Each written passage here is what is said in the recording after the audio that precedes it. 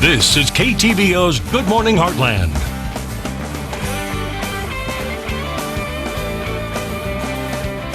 And welcome back. For most northern Missouri anglers, frozen lakes and ponds symbolize the end of the fishing season. For some, however, the hard water season in Missouri is the beginning of one of the best fishing periods of the year. Now, to learn more about ice fishing in the heartland and what you need to keep in mind when you go out, we have Chelsea Jeffries, an angler education assistant for the Missouri Department of Conservation, here this morning to tell us more. Good morning. How are you doing? Good morning. How are you, Ella? I'm doing great. So first of all, if somebody's interested in learning more about ice fishing, where is a really good place to start? One of the first place that we commonly hear about people starting, or at least learning about ice fishing, is actually going down to their local bait shop. The bait shop owners are going to be the people that are really in the know. Mm-hmm. They typically hear all of the ins and outs, the do's and don'ts, places that are hot at the moment, places mm-hmm. that aren't.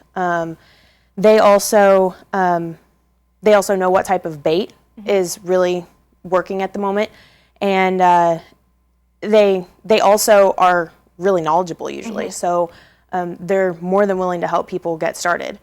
Another good spot is us, actually. We are going to be holding a class on January 30th mm-hmm. at Honeywell Lake Conservation Area, mm-hmm. and it's basically an ice fishing class that is for beginners, but mm-hmm. we also are encouraging any level of experience to come assist, because we could always use more help. Mm-hmm. It will be held from 8 a.m. until 1 p.m. Okay. And so we're asking that people bring, their warm clothes, because mm-hmm. it's probably going to be cold, mm-hmm. and a sack lunch, because we're going to be far enough away from everybody that we're not going to be able to access Does it restaurants. cost anything for the workshop? No, it doesn't. It's free. It is free, But you do have to pre-register, correct? Yes, okay. yes. And that phone number is 573-248-2530, and that gets you to the Hannibal office. Okay, and what we'll do is we'll post it on our website to make it easier for everybody out there, because I know we said that number really fast. So in the meantime, let's go back to ice fishing. Mm-hmm. Now, being on the ice, a lot of people might think, it's thicker than mm-hmm. it actually is. So is there actually a safety hazard anytime you go out on ice? Yes, there is. But a part of going through this class mm-hmm. is to teach people how to judge ice safety. Okay.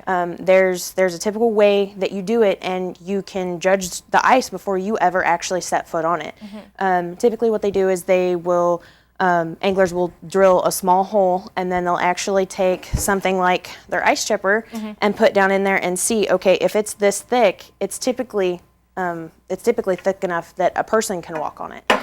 So, but being in Northeast Missouri, we go through warm spells, and then we'll go back to, Arctic mm-hmm. deep freezes. And that's exactly what it's happening right now. Yes. We're near normal, if not above, and then heading into the weekend, we're going to be below normal for this time of year. So with that, I know that the ice can melt and expand and stuff. Let's talk about locations. Where are some really good locations in Missouri to go ice fishing? Typically, small ponds are good places to start, since they're smaller bodies of water, they freeze up a lot faster. Mm-hmm. But even coves on lakes are good places, because the ice can form, between the shores, mm-hmm. and typically, the fish, whenever it's colder, they get slower moving, mm-hmm. their food drive slows down, and they'll actually kind of come into shore and come into more structured habitat, such as, trees that are in the water, mm-hmm. things like that. Mm-hmm. So now, are there any signs from above when we're out on the ice that could typically tell us if there are fish and an abundant amount of fish below? Yeah, actually, one of the signs that typically ice fishermen look for are air bubbles trapped under the ice. Interesting. As trees are kind of settling and mm-hmm. as they're decomposing in the water, they release air bubbles, and the air bubbles come to the top of the water.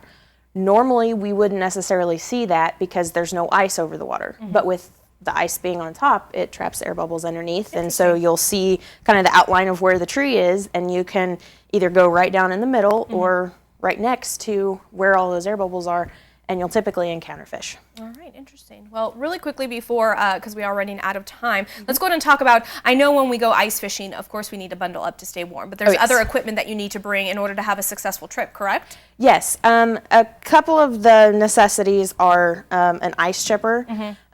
This, is an ice chipper and scoop. It also has a measuring device on it so that you can actually put, because every area has regulations you have to go by, so you can judge how long your fish are that you're catching. Okay. And then we have Is this a typical This is your fishing rod? typical little ice fishing rod. Okay. And it's kind of got a strike indicator here on top of it, so that whenever your line gets tight, that will bob down and indicate that a fish is biting on the end of your line. Interesting. And then you have your ice jigs.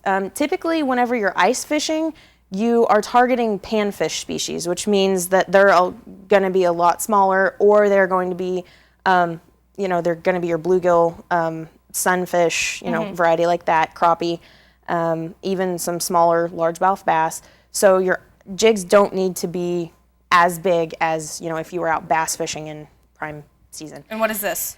That is a tip up, and that Am I little. holding it right? Yes. I'm assuming so because the Yes. numbers. So what that would do is whenever you have a hole in the ice, you actually place the portion that you're holding up, you place it over your hole, because we don't want too big of holes. If you have big holes, then it creates more problems. But so you would actually put your line through right in here, and whenever the fish starts biting and moving this, it triggers a whole mechanism, and then your little red flag pops up on the ice, so you know that you have something. Love it. And finally, we have this. This is yes. in order to get your hole in the ice, correct? Yes, this is a hand auger. I need this so when Troy gets out of line, I can just bop him on the head. Okay, right now I have the covering still on the end of the blade so that it doesn't get damaged. But this is your standard 6-inch hand auger, and typically the smaller the hole, the less power it's going to take you manually to drill the hole, which simple physics. But you can go a more expensive route and do a power auger as well. Or if you have the manpower, you can do an 8-inch bit. And you just set this down in the ice and start you definitely like have this. muscle. Excuse me. Yes. So. All right. Yeah. Perfect. So what we'll do is we'll post everything on our website at ktvo.com. We'll link up Missouri Department of Conservation's information as well, because I know that you have a lot of articles and safety tips on the website. And then, of course, we'll link up the information for the upcoming workshop that you have at later this month. So, yes. All right. Well, thank you so much for coming on. All right. Well, I had a great experience. Thank you. And we'll be right back.